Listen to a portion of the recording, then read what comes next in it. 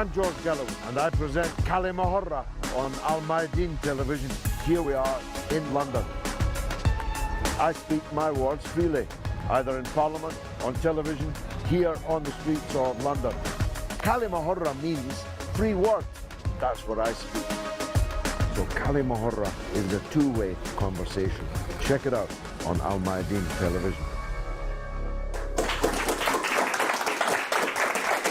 Welcome to كلمة with me, George غالاوي, on Al Mayadeen television, coming to you from London with an audience of distinguished experts and one or two enthusiastic amateurs like me. This is a tale of two cities, Aleppo and Mosul, because in that tale of two cities is laid bare the double standards and hypocrisy of the Western world, its governments, its media, its political class. What do I mean? Well, ISIS, Al-Qaeda, and the other crews with a bewildering alphabet soup of names, but all of them extremist fanatics who would eat your heart for breakfast, are under attack by the legitimate governments of both countries. The government of Syria and the government of Iraq and their allies, foreign allies, are bringing unremitting military pressure to bear on the holdouts of these fanatic extremists, the people who brought down the Twin Towers in New York, the people who have massacred many innocents in Nice, in Paris, in Brussels, in many, many other places, even in the Western world, let alone the hundreds of thousands of deaths and many more mutilations and much terror to the populations of the Middle East. These fanatics are now under extreme military pressure. You would have thought, therefore, that there would be a chorus of people singing from the same hymn sheet in the Christian West of support for the legitimate governments of Syria and Iraq in that battle, an existential battle so far as ISIS and Al-Qaeda in the region are concerned. But every one of you will have worked out by now that that's not what's happening. Instead, the battle in Mosul is being reported and treated in the Western media and by Western leaders as a gallant World War II Hollywood movie type battle between good and evil, whilst exactly the same battle in Aleppo is being treated more or less as a war crime. When Mosul is bombed, it's the terrorists who are being bombed.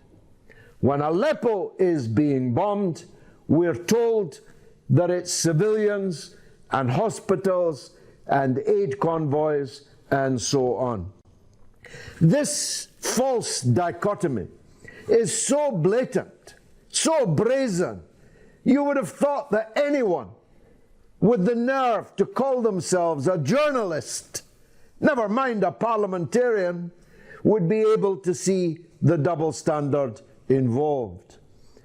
But no, the journalists who are the echo chamber of the political power in Western countries are going along once again for the ride, like they did in Libya, like they did in Yemen, and above all, like they did in the invasion and occupation of Iraq.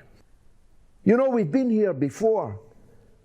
I know I don't look it, but I'm old enough to remember the 1980s in Afghanistan, when exactly the same governments, using frankly exactly the same money and exactly the same routes of materiel, were supporting the worst people then on the planet in a war for the most base of political motives, namely the principle, if it's a principle, that my enemy's enemy is my friend. Well, Bashar al-Assad is the enemy of Western powers and of Israel, that's for sure. And ISIS and Al-Qaeda are his enemies.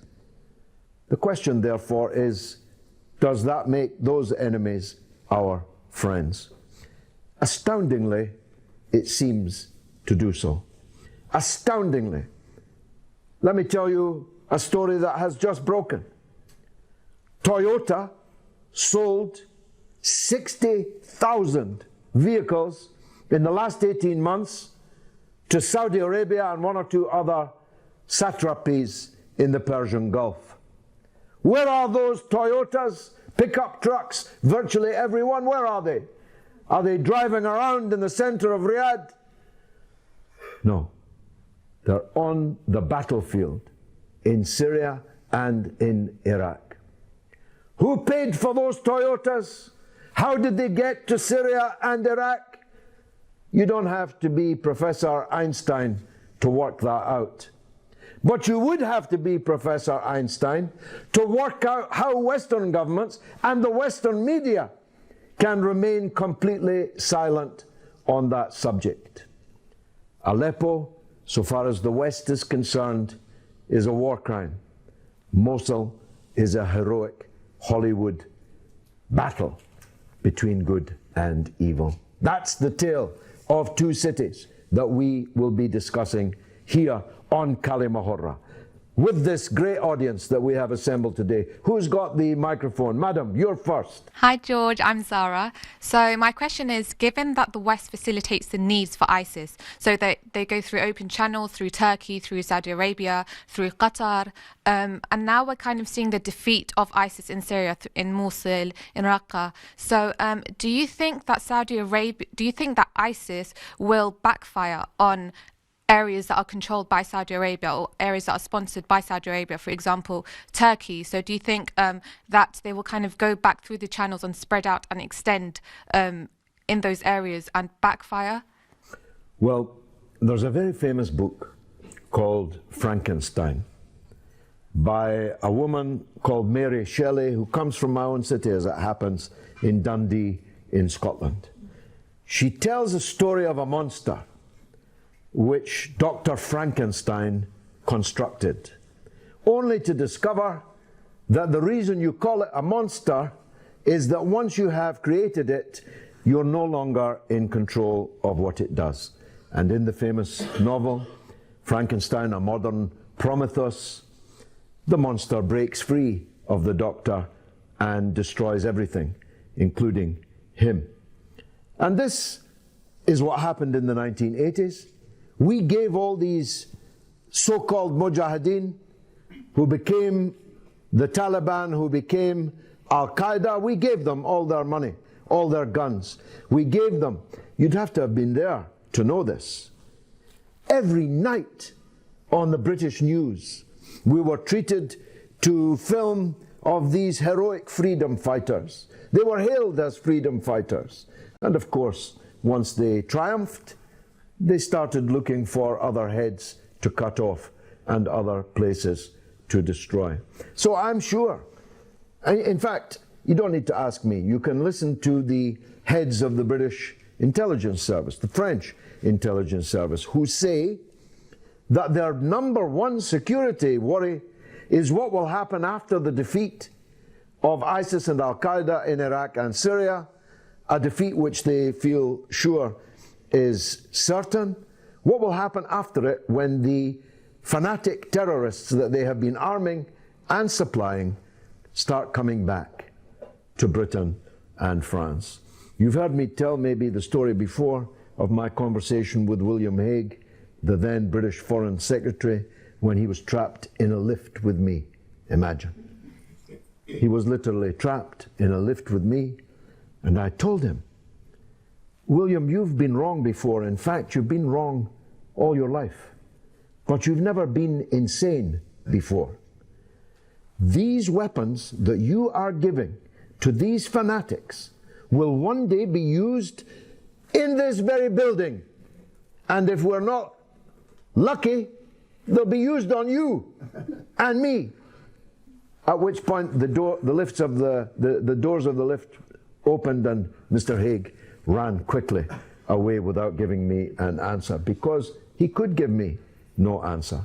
So my short answer to your question is yes.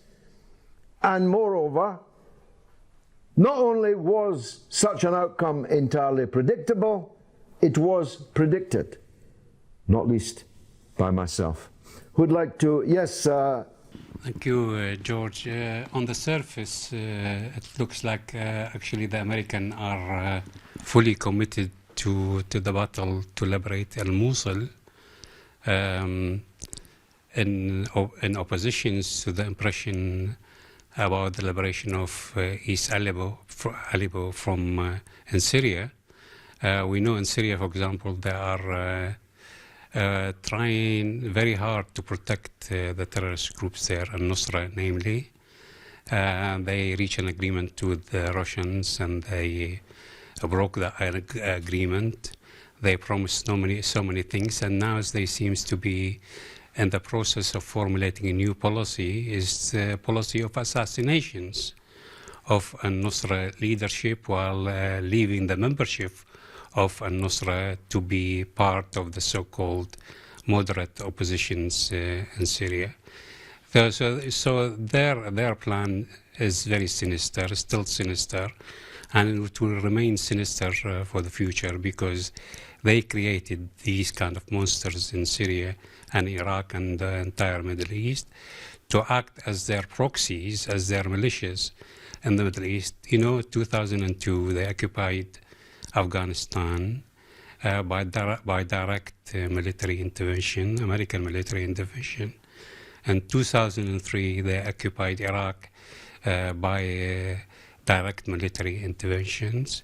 And after their defeats in Iraq, and they had to withdraw in 2011, and the mess they got into in Afghanistan, they don't want to repeat the exercise, actually, of what's happening. These defeats in Iraq and Afghanistan, they created these monsters which could act on their behalf, destroying important countries in the Middle East, and they have to preserve their manpower, preserve their soldiers' lives, and also not spend a penny on these kind of military adventures. The Saudis, Qatari, and Turkey are undertakers of the American project and Israeli project in the area, and therefore they will do it on behalf of the American, and they are in a terrible mess. And we find that this card, Daesh, Nusra, Ahrar al-Sham, and all these terrorist groups are basically doing the dirty on behalf of the American. On the surface, it seems that the situation in Mosul is different. They are hailing the battle for liberation of Mosul, but actually, if you look deeper, you find what they are trying to do in Mosul is just as sinister as what they are trying to do in Aleppo.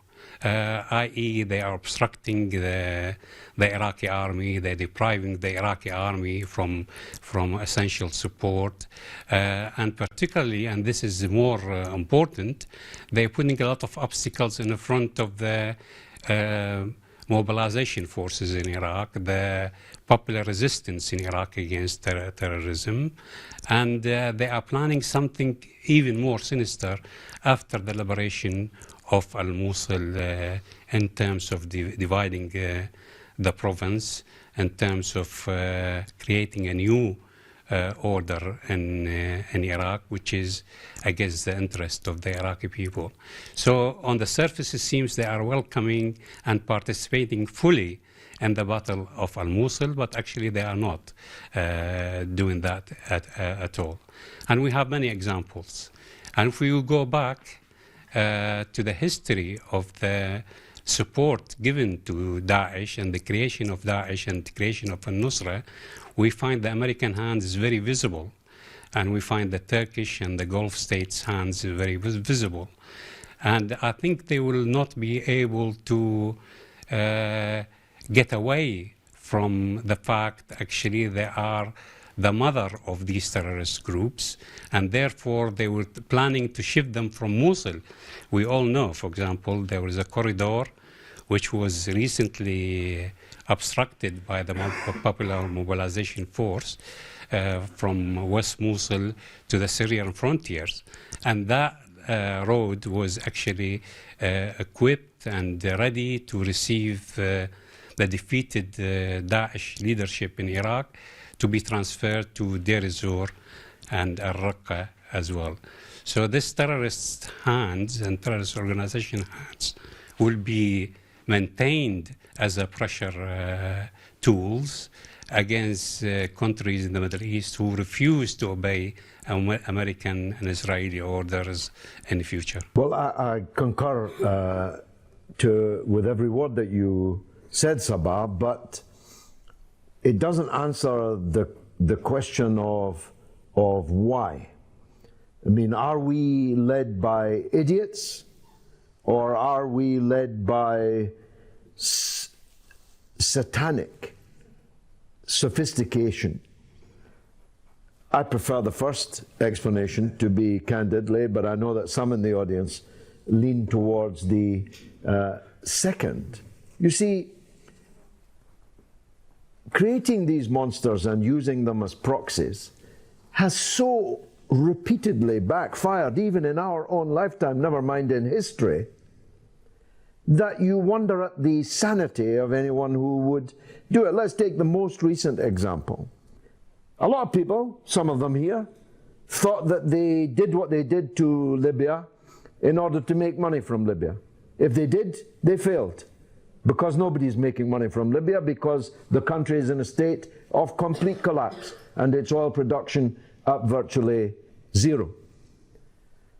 Even in Iraq, people said they went there to get Iraq's oil. Well, they didn't get very much of it because they destroyed the country and their proxies destroyed it. I don't know what their goal is in Syria, but the long record of failure of picking proxy appointees and saying you do the dirty work for us is so drastically bad, you wonder how anyone with a brain, and President Obama is a very clever man, how could they imagine it would succeed?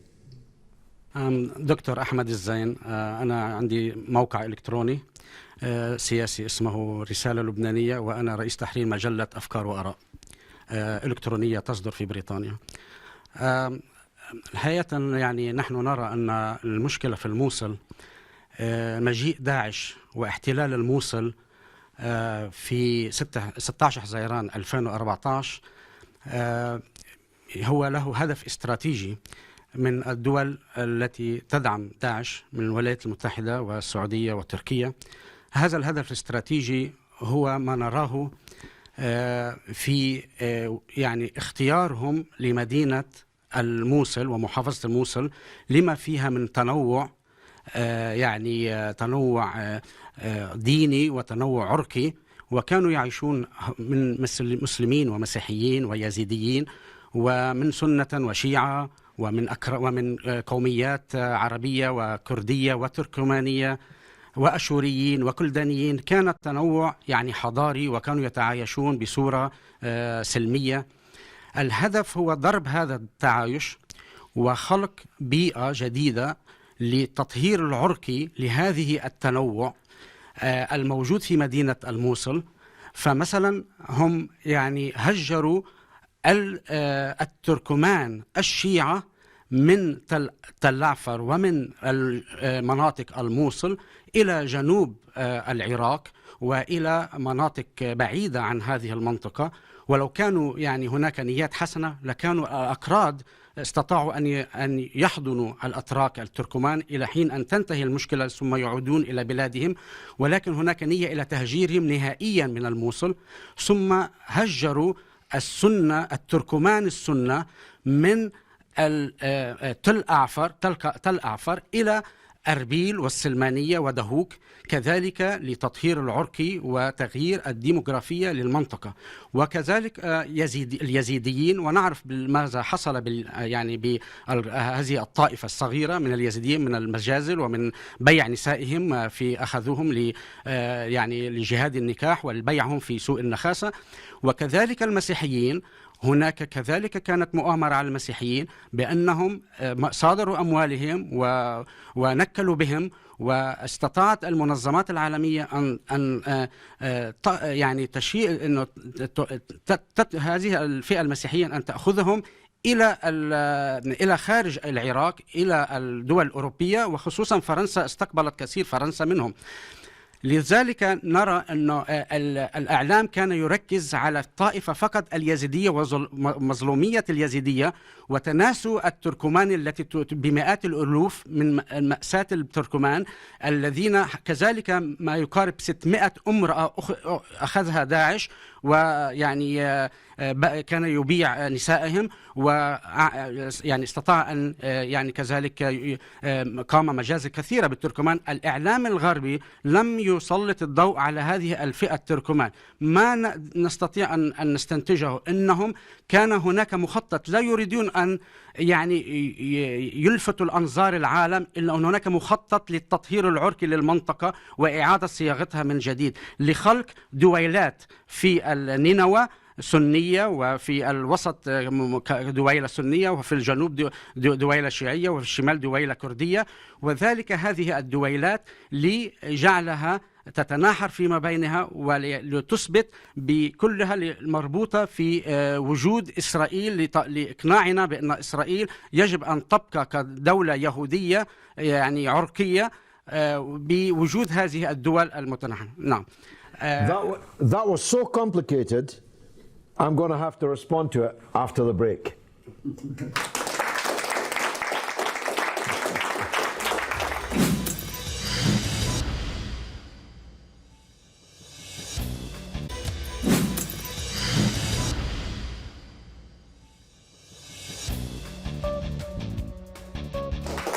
You're watching كلمة with me, George Galloway, on Al Mayadeen Television, coming to you from London, discussing the tale of two cities, which is the battle for Mosul and the battle for Aleppo. We took the كلمة camera out onto the streets of London. We asked the people what the battle for Mosul actually meant, and would the election of a new American president called Donald Trump make a difference? Take a look at what they said. Why does the battle for Mosul matter in the fight against ISIS? I think it's just a small step, or it might be more than that, but fighting against ISIS is always most than we might understand. Mosul was an ISIS stronghold, and I think that when the more regions that ISIS loses shows basically their power declining.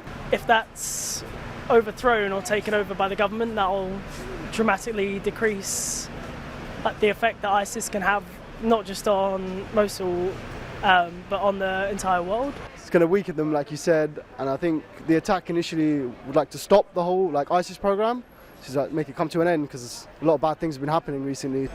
The battle for Mosul matters in the fight against ISIS because it was where ISIS 2 years ago proclaimed their state and their nation. So it has a huge significant meaning for ISIS if we take that territory.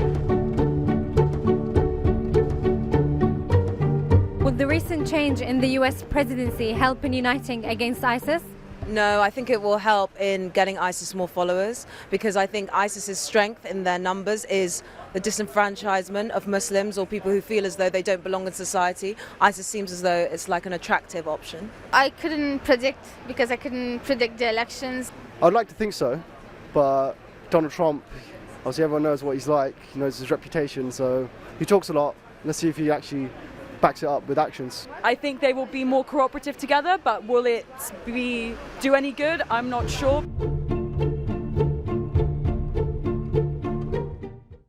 What a very interesting collection of views, and one or two items of confusion. Before I call you, brother, I want to respond to the point that was made before the break, illustrating what is well known in the Middle East, but probably not as well known here in an audience in London, of how extraordinarily complex the situation is in and around the area of Mosul, and all the competitors for power and territory and oil and all the different agendas that are in play.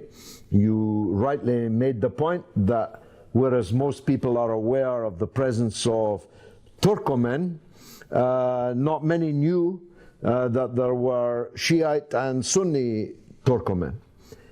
Not everybody knows that the Iraqi Kurds, who for decades in Britain have been painted as goodies, have seized Arab territory and land, and they're not finished yet. The presence of Turkish armed forces, under the guise of coming to the aid of the Turkomen, but only some of the Turkomen, moving in to seize Iraqi territory. Turkey has long claimed that Mosul should belong to it, certainly within its sphere of influence, and the uncomfortable facts that there are people in and around Mosul and in and around other places in Iraq that prefer ISIS to the government in Baghdad. This is a very uncomfortable truth, as is the fact that most of the ISIS fighters fighting in Iraq are Iraqis. It's not like Syria, where it's waiters from restaurants in Guildford and people from Chechnya and from Bangladesh and so on. It's an uncomfortable fact that most of the fighters fighting the Iraqi army in Iraq are Iraqis. And as was signaled by one of the people in the Vox Pop, the reasons for ISIS will not go away even upon their defeat. A defeat which is necessary but not sufficient. You see, if ISIS and Al-Qaeda are defeated on the battlefield and nothing else changes, then ISIS, Al-Qaeda will metamorphose into something else with a new name or in a new place. The reason for the turn to this fanatic extremism by so many Muslims is the absolute failure of everything else. The failure of Baathism, for example. If the Baath Party, which stood for the unification of all the Arabs, could only have unified itself, then Syria and Iraq would have been one country, one state, from the Gulf to the Mediterranean. And none of this would be happening because it would have been an Arab superpower. But they failed to do that. Communism failed, socialism failed, Baathism failed, Nasserism failed. All these failures have left a mass, a significant mass, in the Muslim world that sees this nihilism, this madness of ISIS and Al-Qaeda as their only hope. So these are extremely complex issues. We can unite, all of us in this room and most sensible people anywhere, on the need to defeat ISIS and Al-Qaeda, but we'll not be able so easily to unite about what needs to happen to the... If we go back to the status quo ante, where the Arabs are ruled by corrupt kings and puppet presidents and nothing changes, there'll be a new ISIS and a new Al-Qaeda along in a minute. Yes, go ahead, sir. Yeah, thank you very much. Well, isn't it absolutely clear and indisputable that when ISIS managed to sweep through Iraq, seizing Mosul and using its attack to actually sweep across Iraq to occupy, to create Ramadi and Fallujah, that the Americans initially sat on their hands. They stood on the fence and they basically adamantly refused to intervene to roll back ISIS. It wasn't until ISIS basically changed direction due to the fierce resistance by the popular mobilization forces. They moved against Erbil, and that basically forced the Americans to intervene, trying to stop Erbil from actually falling into the hands of ISIS. The Americans were happy when they actually came up with their strategy to use limited, few and far between, totally ineffective airstrikes to demonstrate that it is actually intervening on behalf of the Iraqi government.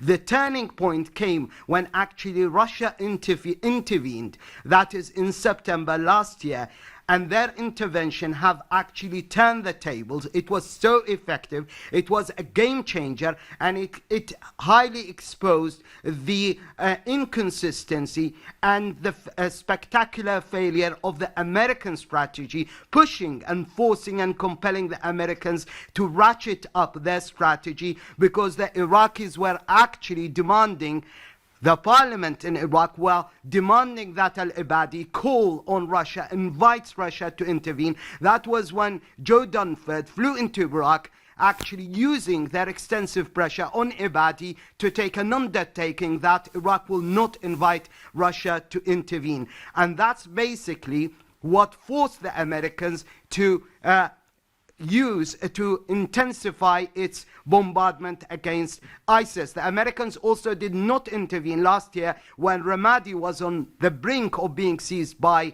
ISIS. Martin Dempsey has said the fall of Ramadi is insignificant and unstrategic. Also, the Americans were pressuring Abadi not to intervene in Fallujah, which was used as a launchpad and a springboard to actually threaten the very security of Baghdad, because they wanted to utilize it as a springboard in order to exert intense pressure on the Iraqi government to bolster its influence in Iraq, which was heavily waning. So it was basically the American elections, it was the threat against the American national security when Turkey allowed all those terrorists to actually move into Europe and to launch terrorist actions, terrorist strikes in Paris, in the heart of Europe, and also in America, that forced the American hands, because their own security was threatened, and because they didn't want the Russians to be seen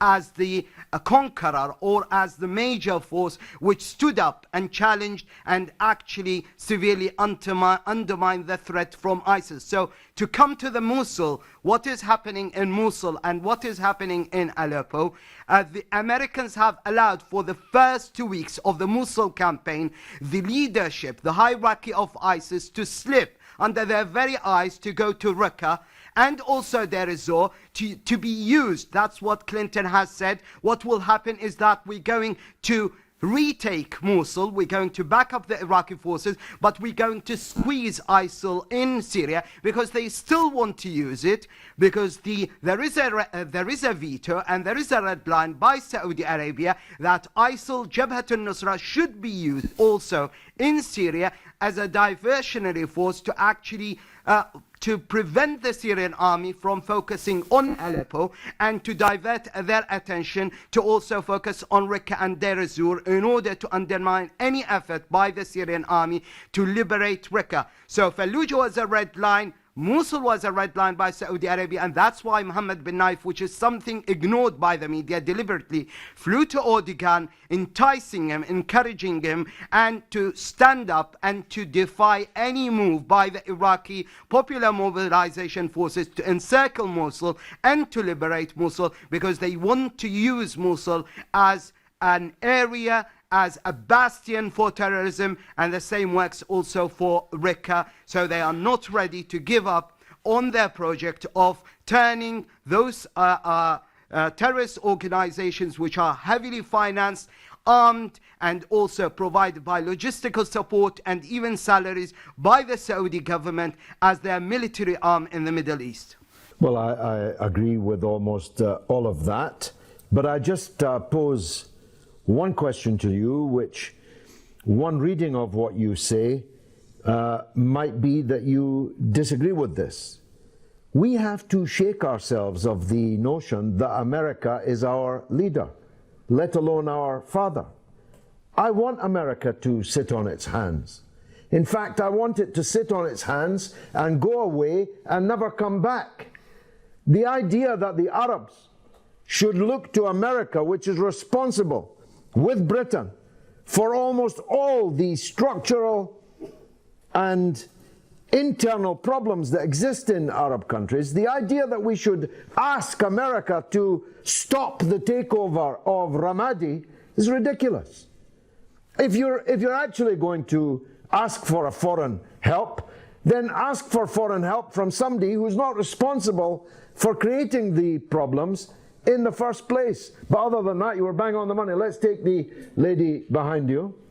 Dr. Hala Diab, I'm a filmmaker, author, and analyst at Jamestown Foundation.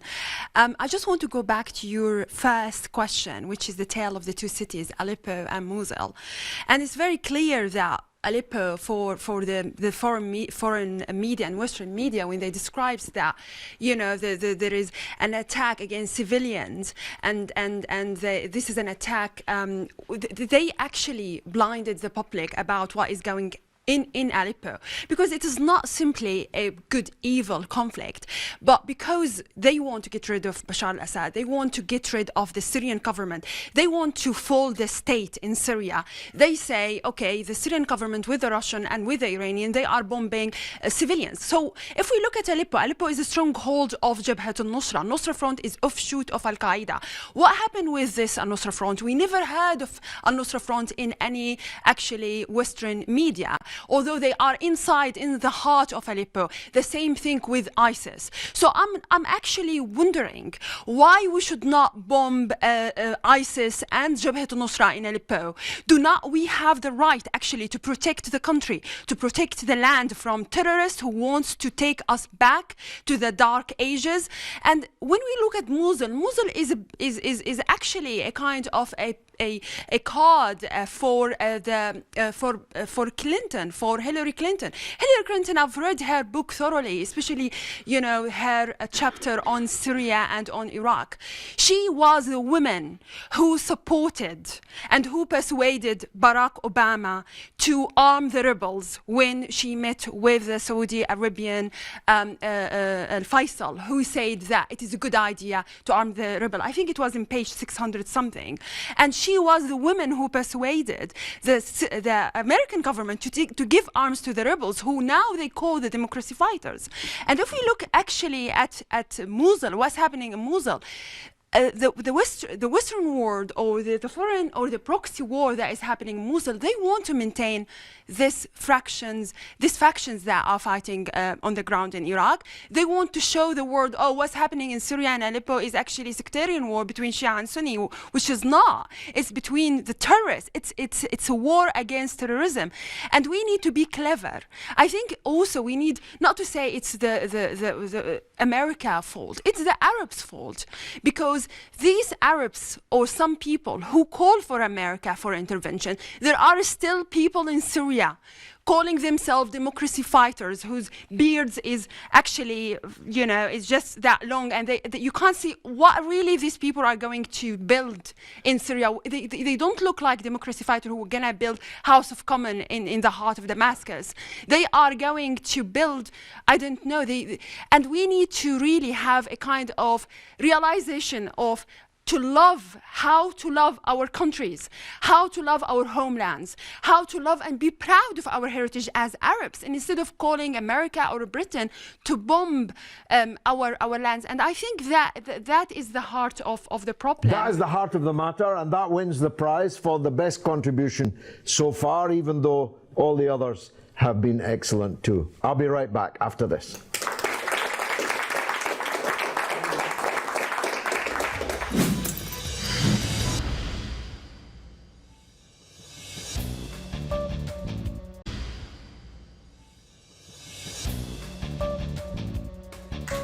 You're watching me, George Galloway, on كلمة on Al Mayadeen television, coming to you from London, discussing Mosul and Aleppo and the double standard, the false dichotomy being drawn by the Western politicians and their media echo chamber towards each of these very important battles indeed. We took the Al Mayadeen كلمة camera onto the streets of London to ask the clever young people there what they thought about it all.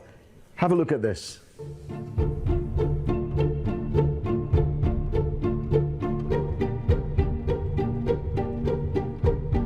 Do you think some governments benefit from ISIS and will try to create escape routes from Mosul? I can imagine so, but obviously that wouldn't be public.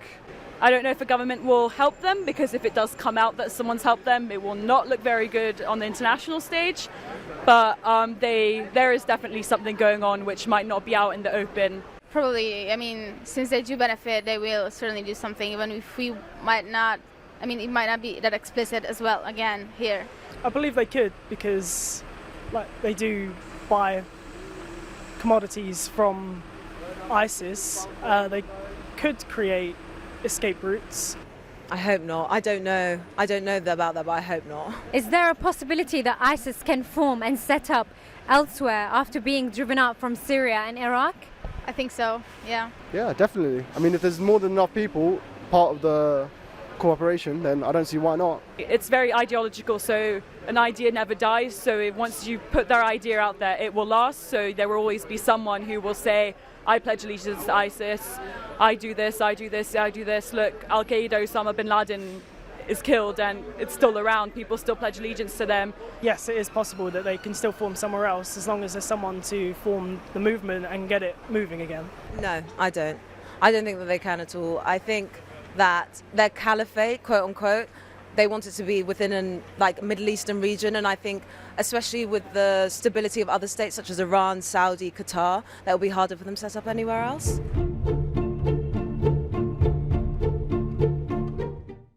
Very interesting indeed. Let's take the gentleman here in the center. Go ahead, sir. Yeah, I just want to remind the audience and yourself as well, like in 2011, the Syrian people went to the streets. They asking for freedom and democracy.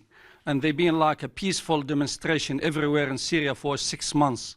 And after that, the war, we can say, start, or the fighting start between the government and the people of Syria. There is no al-Nusra, there is no al-Asus, there is none of these at all exist in that time.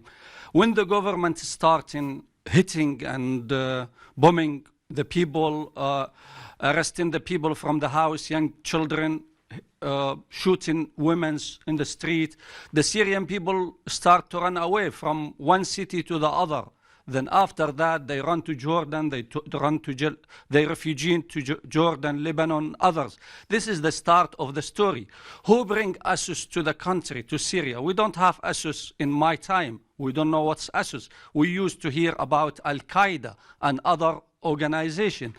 ASUS is being brought by the West or by other country. We say support them to fight the government of Syria or to fight Assad. What we say, these people come to help the Syrian people, to support them, because the Syrian people, they've been killed every single day, 100, 200. The country is being destroyed, and the Western world standing, doing nothing about it. They see the people every day dying, but there's nothing happen about it. But if anything happen in France or in London or anywhere in the world, all the media will report it, and the media is very supported, and but in Syria the people die every day. There's 8 million people, they leave the country by a brutal government, by a brutal ASUS, and by other. Now the Syrian people, they are between two evil, between ASUS, between al-Nusra, between the government, and between others organization. So as a Syrian myself, I think the right choice is to take the government away. And if the government... Who should take the government away? The Assad government. Who should take them away? The European country, they can take them, yes. What kind of a slave are you? You want Europeans to come and take away your government? No, it's not my government. I don't recognize this is not You want Europeans to come to Damascus and take away the government. What kind of mentality is this? No, this is very simple. Why don't you ask France and England to come and rule you again? What's happened to Mubarak? What's happened to Al-Gaddafi? Al-Gaddafi is being killed. Who take him out? The United Nations, the NATO. It's not the United Nations. They put him down. Egyptian as well. Obama, he told him to resign. Is that what you want for Not your what country? I want. This is the opinion of the people, of the Syrians. I'm not sure you what can do you speak think for about the 8 Syrians. million people? They are refugees. Well, what they doing, these look, people? They are refugees. Look, let me stop you, because, of course, in the beginning of what you said, you were correct. The response of the government in Damascus to demands for greater democracy and reform in Syria did play a part in the crisis that we have now. This is acknowledged even by Assad and by the government in Damascus. This is an undeniable truth. This is why I say the defeat of ISIS and Al-Qaeda is necessary but not sufficient, because it's necessary because these people are worse than any Arab dictator. ISIS and Al-Qaeda are worse than any Arab dictator.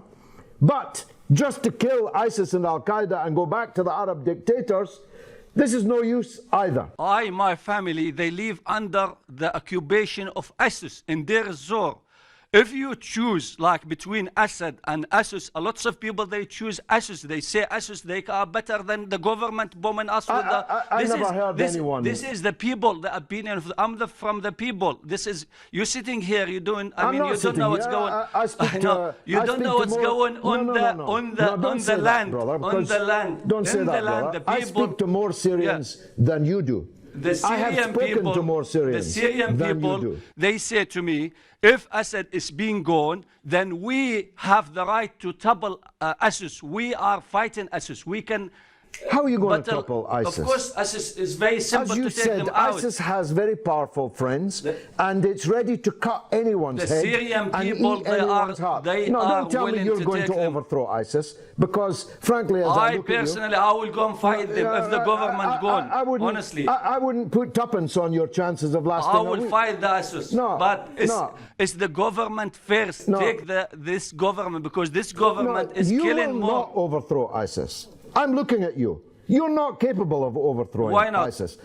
Because that's my judgment. I'm a former fighting man. I'm a boxer. I don't think that you could overthrow ISIS. Yeah. My point is a better one, and you should listen to it. Okay. Overthrow ISIS and Al-Qaeda, and then there has to be change in Syria, just like there has to be change in every Arab country. Or not only will the people in those countries continue to suffer what they have suffered, but ISIS and Al-Qaeda will reappear under another name somewhere else, because the conditions which created ISIS are the pattern of dictatorship, of puppet presidents, corrupt kings in the Arab world, who rule for Western interests, not for the interests of their own people, and who kill anyone who disagrees with them.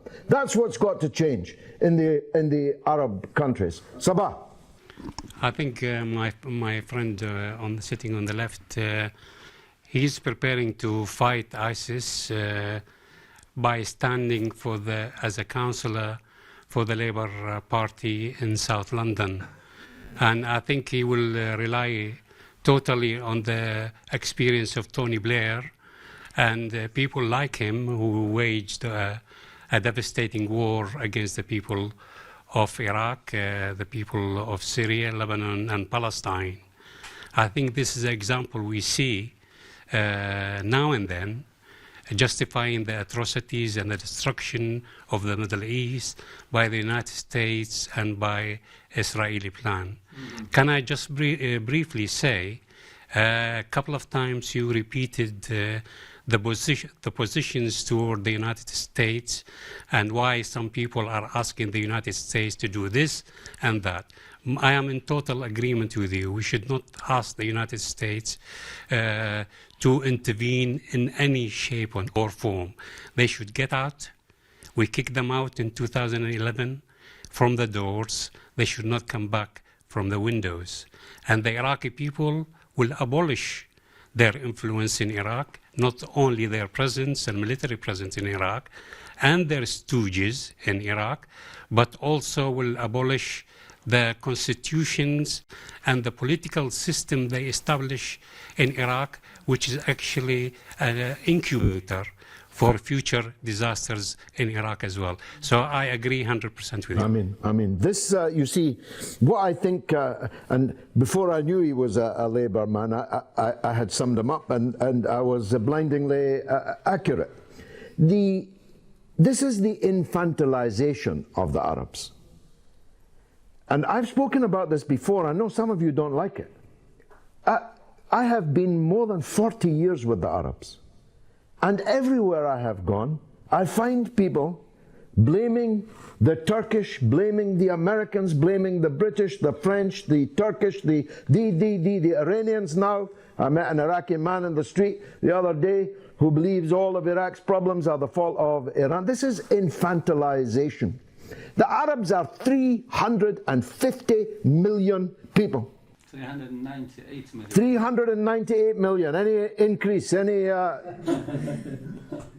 hundreds of millions of Arabs who were writing books of law and algebra and geometry in the world's biggest library in Baghdad when the British were painting their faces blue and living in the forest. When are the Arabs going to stand up, grow up, back to what they once were, and stop asking other people to solve their problems? I'm sorry, I'm angry about this because I hate self-infantilization. Yes, go ahead. تحياتي مستر سيد جورج. أنا رفيق أحمدوش activist in London, Syrian. According to Mr. Ratib, Said Ratib comments about the opposition. If you look at the history in the Haytham Manna, his opposition, he's well known in the Western and in Syria. In the end of March, in April, he said, being asked 3 times to support the rebels or the opposition by weapons, and he refused. In the end of April,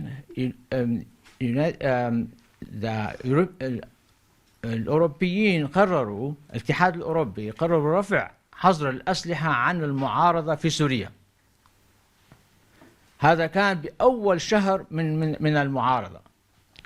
والأخ راتب يقول إنه هن كانوا 6 شهور غير مسلحين، بينما الحوادث اللي صارت في جسر الشغور وفي بانياس كانوا مسلحين وقتل عدد من الجنود و125 جندي في يوم واحد سوري. نرجع لموضوع آسيس. النصرة المخطط حاليا لجلب النصرة عبر الأراضي العراقية إلى سوريا، داعش، هو لتشتيت بقية المواطنين السوريين الموجودين في مناطق الشرقية الشمالية الشرقية من سوريا، فقط لتطهير من جميع من المواطنين السوريين وجلب مواطنين آخرين، وجعل داعش تقوم بمحطات للهجوم على الجيش السوري، ثانية في المناطق الصحراوية في دير الزور والرقة. وفي هذه الحالة تكون هناك شركات أجنبية والمحافظين الجدد في أمريكا ما زالوا يدفعون في هذا الاتجاه لبيع الأسلحة، وهذا كان هو المخطط. وإيفن حتى كلينتون صرحت أنه نحن إخلاء هذه المناطق من السكان السوريين وخلق ديموغرافيا جديدة في المنطقة، وربط كل هذه المناطق مع مناطق القلمون إلى الحدود اللبنانية ثانية وحمص. I'll respond to that, and there's much more to come after this.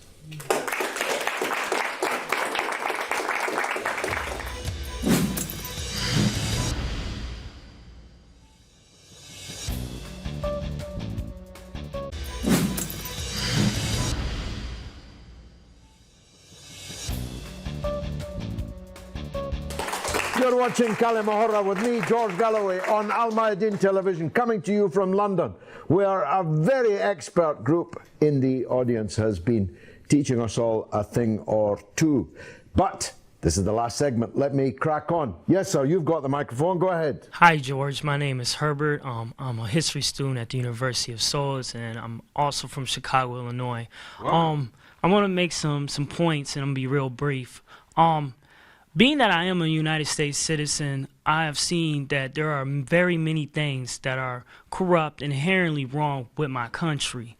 And I think I can speak for a lot of people that are also, are minority people that are living in the United States, many that are friends of mine, many that I live next to. I live in a primarily Latino and black neighborhood in Joliet, Illinois, which is just south of Chicago. It is a mechanical error to think that a country, specifically the United States, would go over to somewhere else and manipulate other countries and their political structures and arm them with weapons. This past election has shown very many distinctions that there are things that are definitely corrupted in our country in a specific area of politics. For one, for example, on the rise of Donald Trump. Donald Trump has used the alt-right media, which is considered white supremacy, if I have you, in the United States, to make himself the president. However, since we have decided that he would be the president, I've seen a multitude of articles and media press that has shown him doing liberal tactics as far as repealing certain student bill rights. Like, let's for example, if you have student debt, he's finding ways to pay for it now. That has never been heard from a conservative politician, let alone a president-elect, ever before. He has also decided to start to repeal certain marijuana legislation bills that are also detrimental to moving any part of that forward. These are extreme liberal tactics, things that for many conservatives, they would never do. However, he has hired many conservative politicians in order to fund his way to the presidency. So when I'm asking you right now, do you think, in your own mind, do you really think that Donald Trump, who is basically using Republican nationalism as his ploy to become the president, do you really feel that he can make a considerable difference to the Middle East? Yes, if he leaves it. If he never sets foot in it and never sends anyone to set foot in it, that would be a very considerable advance on the last decades. I am not happy that Donald Trump is the president of the United States, but I'm extremely happy that Hillary Clinton is not. Because Hillary Clinton, we already knew what she had done and what she was going to do. Trump, we don't know. He hasn't done anything and we don't know what he's going to do. But if he keeps his campaign promise of making up with Russia, of joining Russia in the battle to defeat ISIS and Al-Qaeda in Syria, if he does nothing else in the next 4 years, I'll be a very happy man. So I'm not encouraging anyone to have any illusions in Donald Trump. He's not my candidate. I didn't ask people to support him, but I'm glad that his opponent was defeated, because the Clinton-Obama era, and with the Bush interregnum in the middle, has been an unmitigated disaster for the rest of the world, and it would appear for very large parts of the United States of America. So I'm glad that that kind of politics has been defeated. Come back to the show in 2 or 3 years' time, if God spares me, and we can review the performance of Donald Trump. The lady here in the middle, please. Hi, George. I'm Batul. So I just want to make a quick point. So the West, it created, it nurtured, it funded terroristic organizations such as ISIS. The reason why it did this is so that ISIS can cause instability in the region of the Middle East. Now, the reason why it wants ISIS to cause instability in the region so that they can simultaneously then invade that country in order to get rid of ISIS. So the main vision behind the West is to invade these countries, is to have more influence in Syria and Iraq. So it creates these terroristic organizations in the bid to then get rid of them. So it doesn't make sense if this gentleman here is telling me that the West should get rid of Assad. Yeah. Yeah. Don't worry, dear. You made your point. But let me tell you why I don't agree with you. Because as Sabah made clear earlier, there's no more any possibility of the West invading any Arab country, because they were severely defeated in Iraq. They cannot invade any other country. That's why they cannot invade Libya, and therefore all the killing that they did only led to more killing and more destruction. It's why they cannot possibly invade Syria, because if they invaded Syria, all Syrians would be firing at them from every different point of view, because most Syrians, with all respect, and to whom I speak, the last thing in the world they would accept is a foreigner from Europe or North America coming to occupy their country. They would never accept it. So if the idea was to create ISIS cause instability, so we can invade to destroy ISIS, that's a non-starter. And therefore, that just makes their policy even more crazy, because they create ISIS and the proxies to make all this instability, and then they can do nothing meaningful about it. Let's take the gentleman there. Thank you. I wonder if I could offer an intermediate solution or explanation of what's going on. I think it's not the West in general. It's a specific country that landed itself in the midst of the Arab world in 1948. And that country has caused a lot of trouble, mainly for the Palestinians. A lot of Arab countries have tried to come to their aid, including Assad and all the other dictators like Gaddafi, and even the Egyptians have come to their aid. And one by one, they've been clobbered by Israeli forces. Now, that tells me that the real problem that we see in Iraq and Syria now today is driven by the Israelis. And the explanation would be not that they created ISIS, but that ISIS grew out of the attack on Iraq, which was one of Israel's objectives. They said, Sharon said, Saddam Hussein is our #1 enemy in 1986. It's in the Mossad book called By Way of Deception. They got rid of him, but in the process, Paul Bremer, who dictated to the Iraqi people laws, 60-odd laws, the first one of which was that all Sunnis should be expelled from public posts. 800,000 of them left. Where did they go? Some of them probably went to Syria, I would imagine.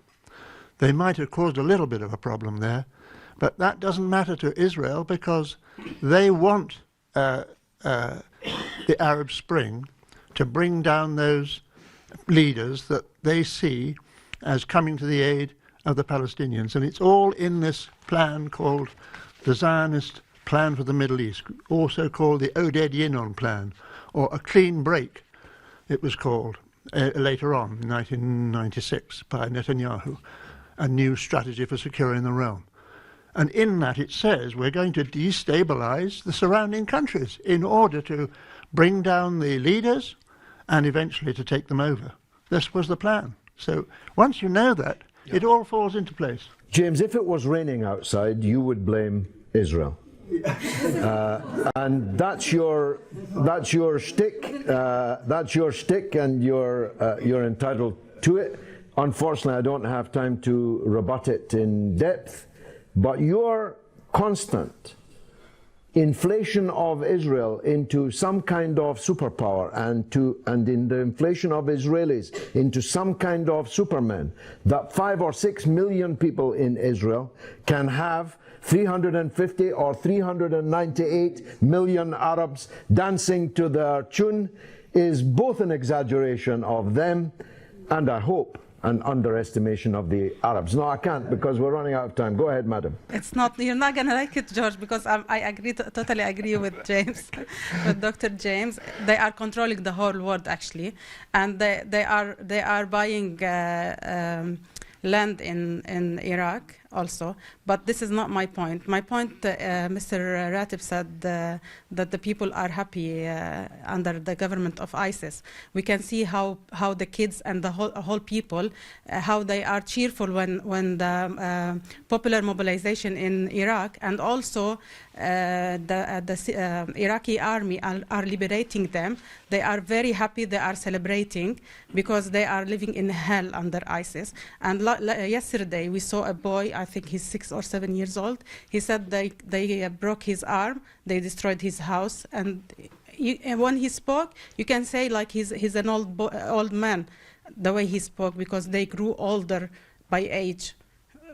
The way they were treated. Look, anybody that was happy living under ISIS so this is totally wrong. Would have something very seriously wrong with them mentally. But that's a different thing. The Labour Party friend and I agree on very little, but one of them we do agree on, and that is that there are people in Syria and especially in Iraq who prefer ISIS to the government in Baghdad. That's right. And this is a major question that has to be addressed by the government in Baghdad and by those who incubated this kind of sectarianism into the governmental system in Iraq in the first place. Because Iraq, like a bird needs 2 wings to fly, Iraq needs national unity of all factions, tendencies, confessions, ethnicities, and so on, if it's going to be able to fly again. Sure, they have, even in the popular mobilization, they have from different sects. People, they say they are Shia, they have also Sunni among them. And Christians. And Christians, yeah. I'm sure that's true. Yeah, but the government of Iraq, since the overthrow of the government of Saddam Hussein... It's not the best government. They have corruption. And it's not just been one prime minister, it's been several, has made gigantic errors in terms of how it conducted its business. It has alienated whole swathes of the population on whose support it was necessary to be able to depend. And they cannot. I've only got a couple of minutes left. I want that young lady in the middle. That's my next point. To defeat ISIS everywhere, we have to, live up to the expectation of the people who are dying, the people who are fighting them, and get rid of all these corrupt people in the governments as well. I think this young lady is the last speaker. Let's hear from her. Hello, good afternoon, Mr. George. I'm Fatima. My question to you is, why is it the further away we live from ISIS, there is a stronger influence? You see ISIS, they are like successfully recruiting and grooming young, impressionable Muslims in the West to join them. Whereas in the Middle East, for instance, you would find that the influence isn't so great and extremism isn't as rampant as it is in the West. Why is that, and how can we tackle this issue? Well, if I knew, I suppose I could make a lot of money offering my services to Western governments. But I think you're onto something. And you might not like this. Many people don't.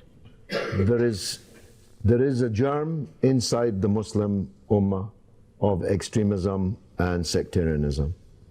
This exists. And it exists everywhere.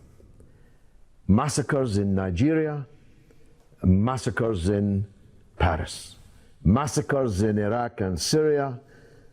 Wallahi, the Arabs are so good and the Muslims so good at massacring each other.